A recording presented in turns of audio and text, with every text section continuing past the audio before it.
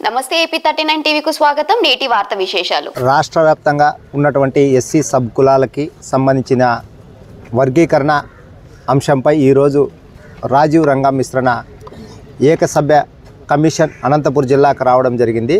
మరి ఈ ఏకసభ్య కమిషన్ కోరడం ఏమంటే జనాభా దామాషా ప్రకారం ఎంతమంది ఉన్నారో అంత వాటా కావాలని చెప్పేసి, అలాగే ఇప్పటికే 59 కులాల్లో సంబంధించినటువంటి వారికి ఏబిసిడి అంటే బీసీల్లో ఏ తరహా అయితే ఏబిసిడి అనేది ఉందో అదే తరహాలో ఎస్సీలకు కూడా వర్గీకరణ చేసి సమన్యాయం సమ వాటా దక్కాలని చెప్పేసి ఎస్సీ కమిషన్ ఈరోజు మేము కోరడం జరిగింది.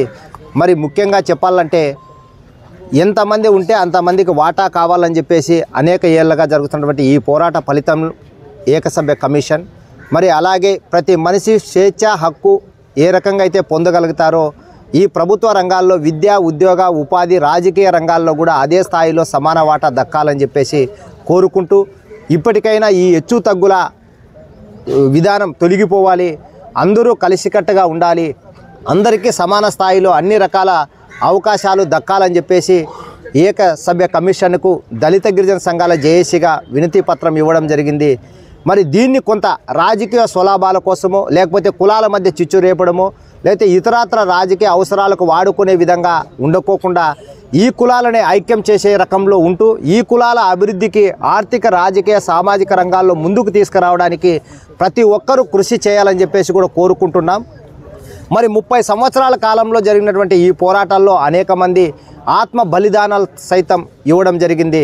మరి అంత త్యాగపూరితమైనటువంటి పోరాటాలకి ఈరోజు ఈ ప్రభుత్వం దిగివచ్చి సుప్రీంకోర్టు సైతం ఒక తీర్పుని వెలువడించడం అంటే దాంట్లో సుప్రీంకోర్టు జడ్జీలు తీసుకున్నటువంటి నిర్ణయాన్ని స్వాగతిస్తూ, మరి వర్గీకరణ అంశమైనది న్యాయమైన అంశం, సామాజిక హక్కు, సామాజిక స్వేచ్ఛ హక్కుల్లో భాగంగానే ఏర్పడిందని చెప్పేసి మేము బలంగా నమ్మడం జరుగుతుంది.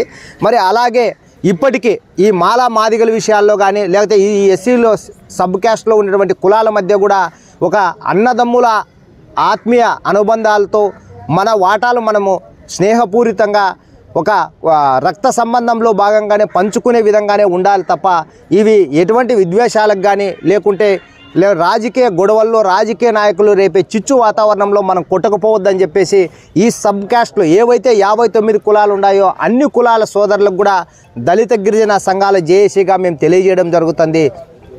ఏది ఏమైనప్పటికీ దళిత గిరిజన సంఘాల జేఏసీగా మేము కోరుకోవడం ఏమంటే ఈ ఏకసభ్య కమిటీ జంగం హక్కుల పోరాట సమితి రాష్ట్ర అధ్యక్షులు ఎలమర్తి మధు నా పేరు.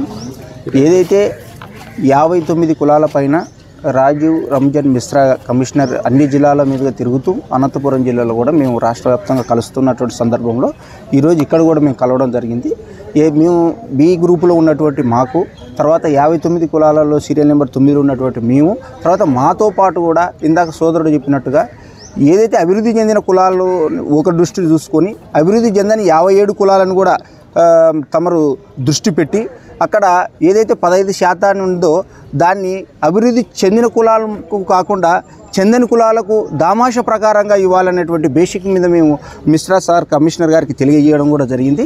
అట్టడుగులు అంటే ఈ 57 కులాలు కూడా రాజకీయంగా కానీ విద్యాపరంగా కానీ ఉద్యోగపరంగా కానీ ఎక్కడ పోల్చుకున్నా ముందున్నటువంటి 2 కులాలకు మేము ముందర లేము కాబట్టి ఈ అన్ని అవకాశాలు పొందాలంటే మాకు సంపూర్ణమైనటువంటి అవకాశం కల్పిస్తేనే తప్ప మేము దూసుకొని రావడానికి మా యొక్క కులాలు ముందుకు వస్తాయని చెప్పి మేము పూర్తి స్థాయిలో తెలియజేయడం జరిగింది. దాంట్లో భాగంగా మాకు సంబంధించినటువంటి విషయం 16 సంవత్సరాలుగా బేడబుడుగ జంగం ఈ ఆంధ్రప్రదేశ్లో నష్టపోతున్నటువంటి సమస్యను కూడా కమిషనర్ గారికి మేము పూర్తి స్థాయిలో తెలియజేయడం జరిగింది. దీనిపైన మేము కంపల్సరీగా మేము న్యాయం చేస్తామని చెప్పి రాజీవ్ రంజన్ మిశ్రా కమిషనర్ గారు మాకు తెలియజేయడం జరిగింది.